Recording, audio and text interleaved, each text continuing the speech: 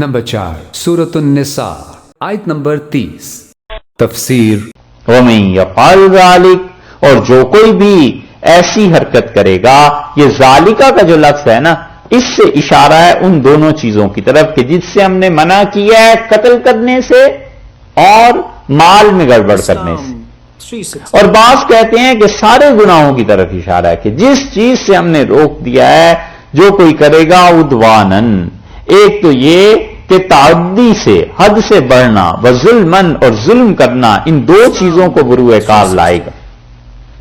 تجارت کی تھی، مال کمایا تھا، کسی پر حد سے زیادہ ظلم ہوا، کسی پہ حد سے زیادہ اس کا مال چھین گیا، ایک حد مقرر تھی نفع کی، اس حد سے ہی بڑھ گئے، اور ظلم، اس پہ ظلم شروع کر دیا۔ یہ جو بھی آدمی گناہ کرے گا ان دو چیزوں کے ساتھ، عدوان کے ساتھ اور ظلم کے ساتھ، فسوف نصلیہ نارا، ہم اسے کیا کریں گے؟ ان قریب ڈال دیں گے اس کو، ہم اس کو ڈال دیں گے آگ میں۔ ان قریب جو ہی مرنے کے بعد پہنچے گا، ہم اس کو آگ میں ڈالیں گے۔ وَكَانَ ذَلِكَ عَلَى اللَّهِ يَسِيرًا، اور لوگوں اللہ کے لیے یہ بہت آسان بات ہے۔ کل اگر یاد ہو تو وہاں پہ بھی آیت آئی تھی کہ اگر تم رسول اللہ صلی اللہ علیہ وسلم کے سامنے اونچا بولو گی تو ہم تمہیں دگنا عذاب دیں گے۔ وَكَانَ ذَلِكَ عَلَى اللَّهِ يَسِيرًا، اور اللہ کے لیے بہت آسان بات ہے کہیں اس خوش فہمی میں نہ رہنا کہ تم رسول اللہ صلی اللہ علیہ وسلم کی بیویاں ہو لہذا معافی ہو جائے۔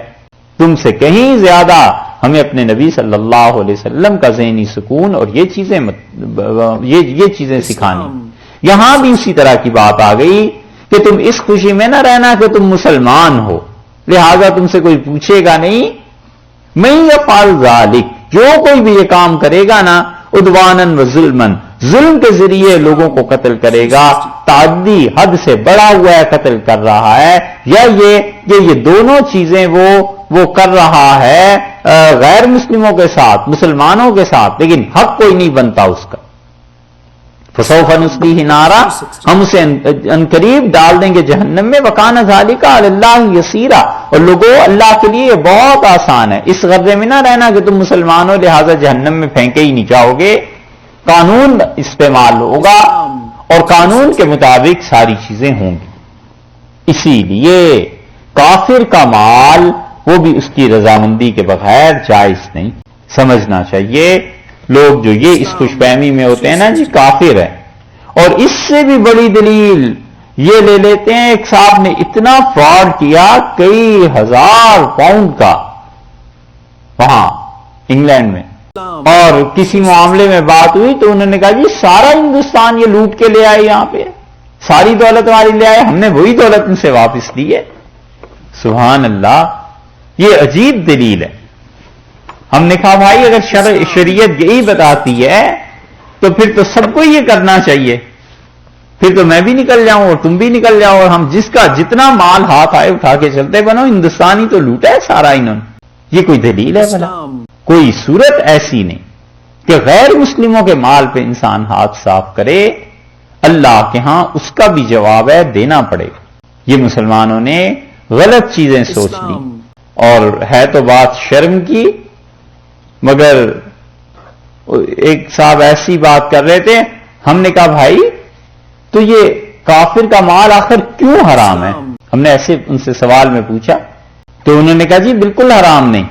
تو ہم نے کہا اچھا پھر کافرہ عورت کے ساتھ بدکاری کیوں حرام ہے؟ کہنے لگے آپ کہتے ہوں گے حرام ہے۔ الیاذ باللہ، ہم تو پاؤں سے زمین سے رکھ گئی تو آپ کہتے ہیں حرام ہے؟ مطلب یہ کہ ہم نہیں کہتے۔ اب آگے اس لیے نہیں بولے کہ اب کیا فائدہ اس کے منہ سے کفر کا جملہ نکلوائیں، مطلب یہ کہ سب چیزیں جائز ہیں کافروں کی۔ یہ کوئی اسلام ہے؟